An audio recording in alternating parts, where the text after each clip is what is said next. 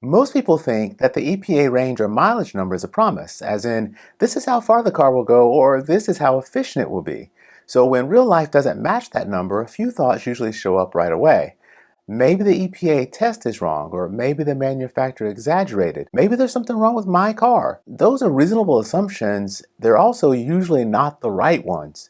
In this video, I want to explain what EPA range and mileage estimates actually represent, why they're so often misapplied, and how to use them correctly so your expectations line up with reality. By the end, you'll understand why two drivers can own the same car, drive similar distances, and still report very different results, all without either one being wrong. This is Wrench and Reason, where we explain how modern cars actually work. Instead of thinking about EPA range or mileage as predictions, think of them as standardized efficiency scores. They're designed so different vehicles can be compared on the same playing field, under the same testing conditions, and using the same assumptions. That's it. They are not meant to describe exactly how the vehicle will behave on your commute, your highway speed, your climate, your driving style, or your charging and refueling habits. The EPA number answers one question only: how efficiently does the vehicle convert energy into motion under controlled conditions? When you treat that number like a lifestyle forecast, some level of disappointment is almost guaranteed. So what does the EPA test actually control for? Well, the testing is done using standardized drive cycles, essentially scripted patterns of acceleration, deceleration, and cruising to eliminate as many variables as possible.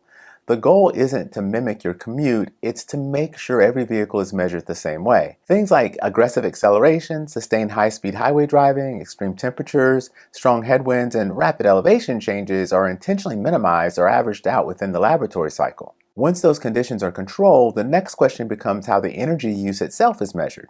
For gas vehicles, fuel consumption is measured externally using precise laboratory equipment that tracks how much fuel is actually burned during the test, not what the dashboard reports. And for electric vehicles, energy use is also measured externally. The test looks at how much electrical energy is drawn from the battery during the drive cycles rather than relying on the car's own range estimates or display. In other words, the EPA isn't asking the car how efficient it is, it's measuring the energy going in and the distance coming out. That result is then adjusted and translated into the EPA range or MPG number you see on that window sticker. So when people ask, why doesn't this match my real driving? What they're really noticing is the gap between the control test and everyday use. Your driving includes variables the test is designed to exclude. The test isn't wrong, it's just controlled, and controlled tests are excellent for comparison, but limited for prediction. Once you leave the laboratory cycle, three forces immediately start pulling your results away from EPA numbers: speed, environment, and usage.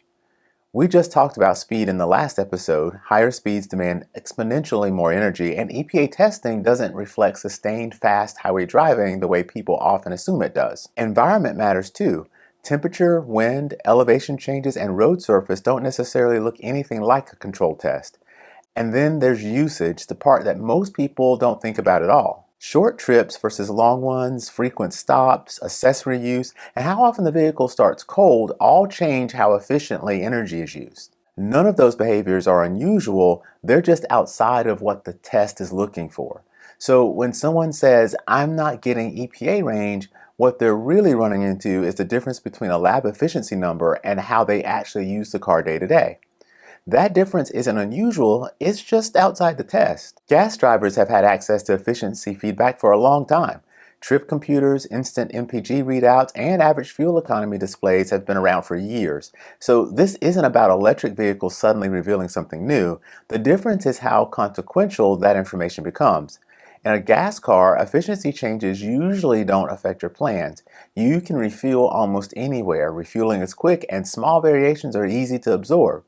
In an electric vehicle, efficiency has more immediate implications. It affects when you charge, where you stop, and how much margin you have left.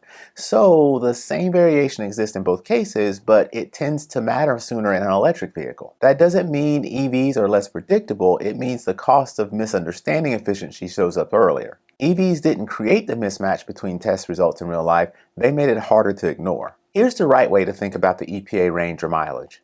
Use it to compare vehicles, not to predict your life.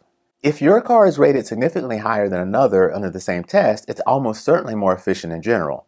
But once you buy the car, the EPA number stops being the answer and becomes a reference point. Your actual result will depend on how fast you drive, where you drive, when you drive, and what kinds of trips you take. This isn't a failure, it's simply how energy use works in the real world. When you stop treating EPA numbers like promises and start treating them like tools, it becomes much easier to understand why real world results vary as much as they do. That doesn't mean the car is lying to you, or the rating is broken, or that your experience is abnormal. You're just living outside the test, which is exactly how most cars are driven. This is Wrench and Reason, where we explain how modern cars actually work. So thanks for watching, and I'll see you in the next episode.